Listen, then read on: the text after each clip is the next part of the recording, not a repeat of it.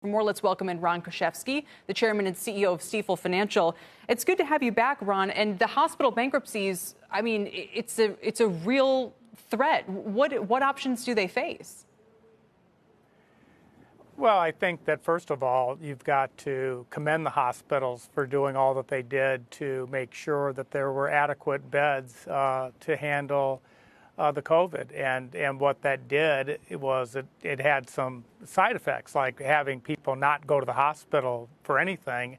And it's difficult today. There's no elective surgeries being done. So the hospitals are losing millions and millions of dollars. And that's a long-term problem, for sure.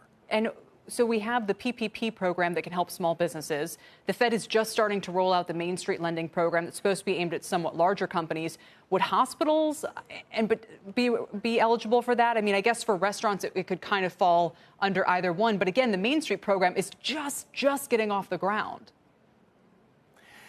Yeah, I mean, look, the Main Street program is loans, and loans are always welcome in any business if you can get them. The hospitals, I think, have a unique set of circumstances here, and it would be almost somewhat ironic if the very policies that we employed to deal with this COVID resulted in our hospitals running out of money. Yeah. So if there's any, if there's any institutions that have a need and probably should get aid, it's the hospitals. I can't even believe that's a debatable question, to be honest with you. Do you think it is, or is it just a matter of recognition that as soon as Congress is aware of the hole these hospitals are facing, that we're talking about billions of basically grants, just direct relief?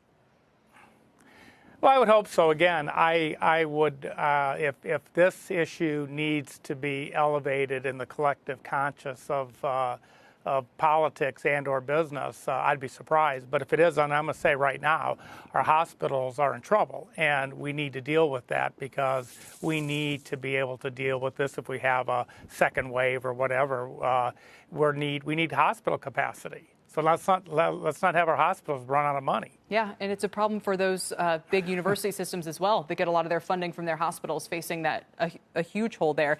Let me just ask you, as we talk about the state of the economy generally, what are you seeing at Stifel these days among clients? I mean, are there places that have you more concerned? Because we've been hearing about a general kind of snapback in consumer spending here, but what about some of the harder hit parts of the country? I mean, what can you tell us about what's going on? I think you hit it, Kelly. It's geographic, all right? It's absolutely depends on where you are.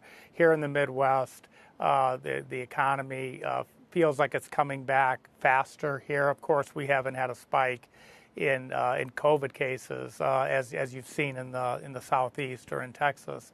So it is definitely by geography. We have offices all over the place, so I can tell you where it feels like things are rebounding and areas where things are going backwards. Of course, the newspapers are telling us that too.